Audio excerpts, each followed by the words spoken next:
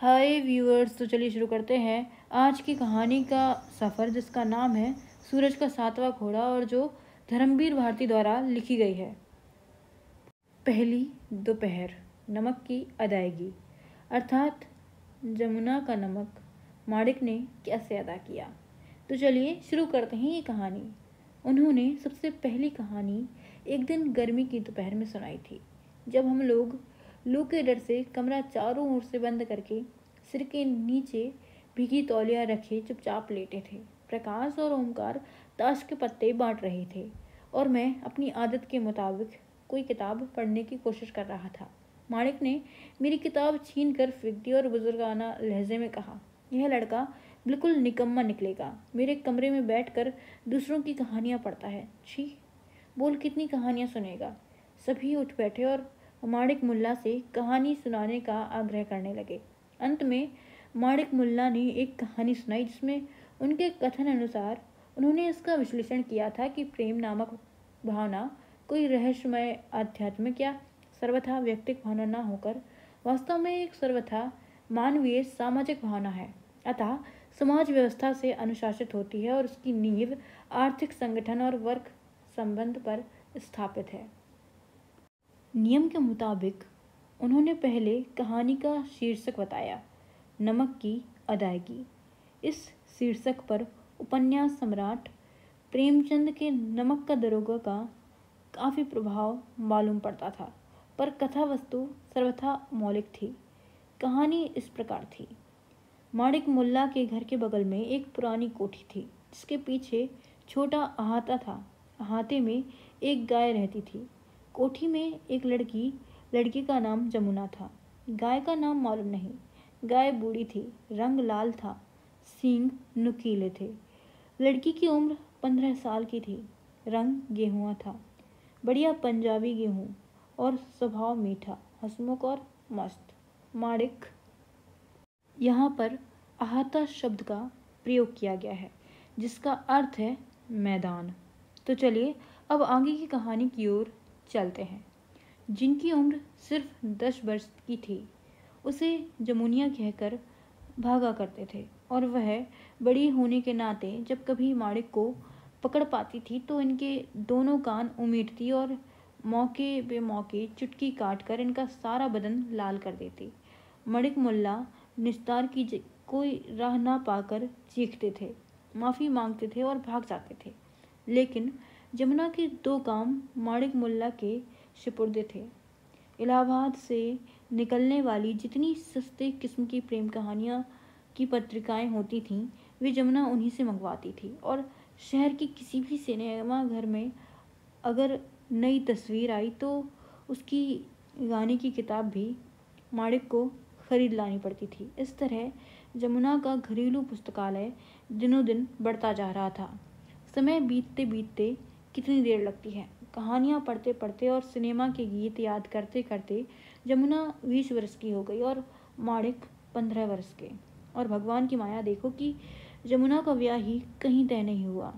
वैसे बात चली पास ही रहने वाले महेश्वर दलाल के लड़के तन्ना के बारे में।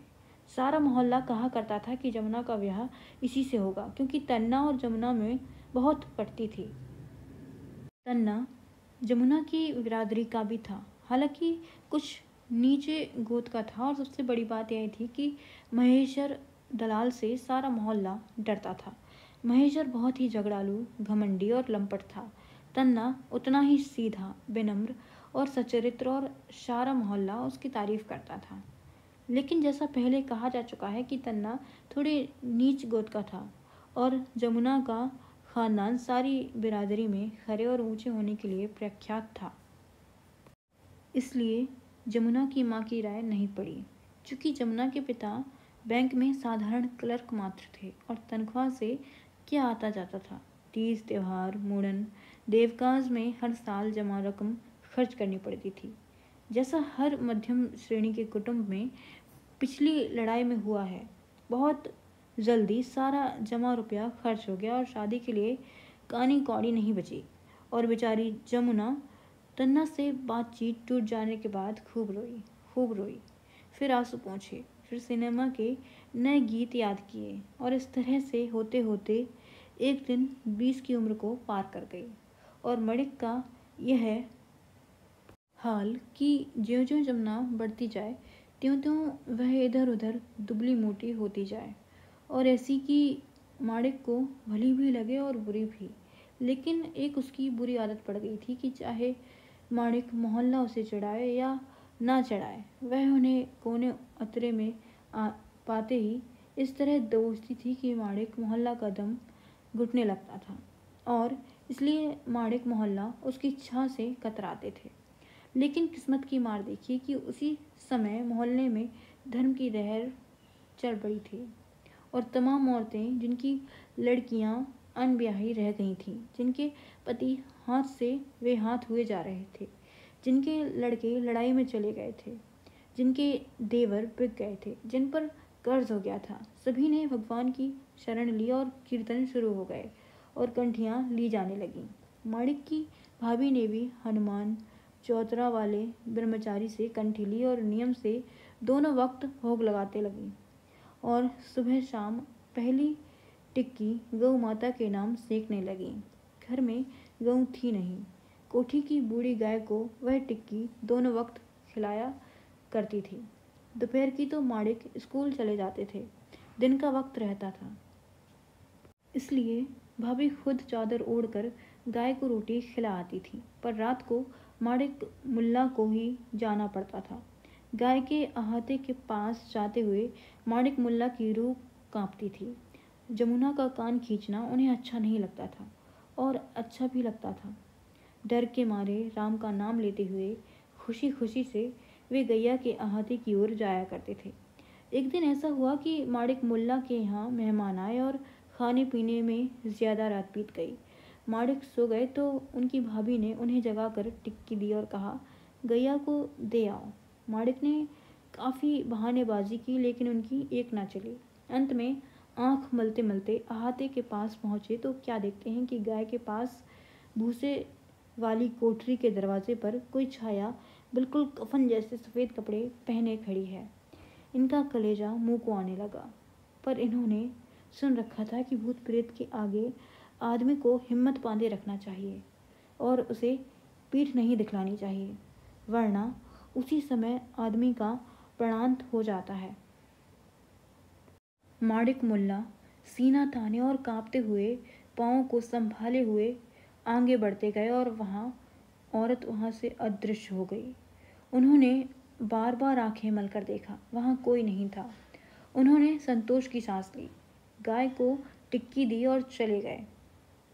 इतने में उन्हें लगा कि कोई उनका नाम लेकर पुकार रहा है। माणिक मुल्ला भली भांति जानते थे कि भूत प्रेत मोहल्ले भर के लड़कों का नाम जानते हैं, इसलिए उन्होंने रुकना सुरक्षित नहीं समझा। लेकिन आवाज़ नज़दीक आती गई और अचानक किसी ने पीछे से आकर माणिक मुल्ला का कॉलर पकड़ लिया। माणिक मुल्ला गला फाड़कर चीखने ही वाले थे कि किसी ने उनके मुंह पर हाथ रख दिया। वे स्पर्श पहचानते थे, जमुना। लेकिन जमुना ने कान नहीं उमिटे, कहा, चलो आओ। माणिक मुल्ला बेबस थे, चुपचाप चले गए और बैठ गए। अब माणिक मुल्ला भी चुप और जमुना भी चुप। माणिक जमुना को देखे और जमुना माणिक को देखे और गाय उन दोनों को देखे। थोड़ी देर बाद माणिक ने घबराकर कहा, हमें जाने दो जमुना। जमुना ने कहा, बैठो, बातें करो माणिक, बड़ा मन घबराता है। माणिक फिर बैठ गए। अब बात करें तो क्या करें। उनकी क्लास में उन दिनों भूगोल में सुएज नहर, इतिहास में सम्राट जलालुद्दीन अकबर, हिंदी में इत्यादि की आत्मकथा और अंग्रेजी में रेड राइडिंग हुड पढ़ाई जा रही थी। पर जमुना से इसकी बातें क्या करें। थोड़ी देर बाद माणिक ऊब कर बोले, हमें जाने दो जमुना, नींद लग रही है। अभी कौन रात बीत गई है, बैठो। कान पकड़कर जमुना बोली। माणिक ने घबराकर कहा, नींद नहीं लग रही है, भूख लग रही है। भूख लग रही है? अच्छा, जाना मत, मैं अभी आई। कहकर जमुना फौरन पिछवाड़े के सहन में से होकर अंदर चली गई। माणिक की समझ में नहीं आया कि आज जमुना अचानक इतनी दयावान क्यों हो रही है कि इतने में जमुना लौट आई और आंचल के नीचे से 2-4 पुए निकालते हुए बोली, लो खाओ, आज तो माँ भागवत की कथा सुनने गई हैं। और जमुना उसी तरह माणिक को अपनी तरफ खींचकर पुए खिलाने लगी। एक ही पुआ खाने के बाद माणिक मुल्ला उठने लगे तो जमुना बोली, और खाओ। तो माणिक मुल्ला ने उसे बताया कि उन्हें मीठे पुए अच्छे नहीं लगते, उन्हें बेसन के नमकीन पुए अच्छे लगते हैं। Thank you for watching.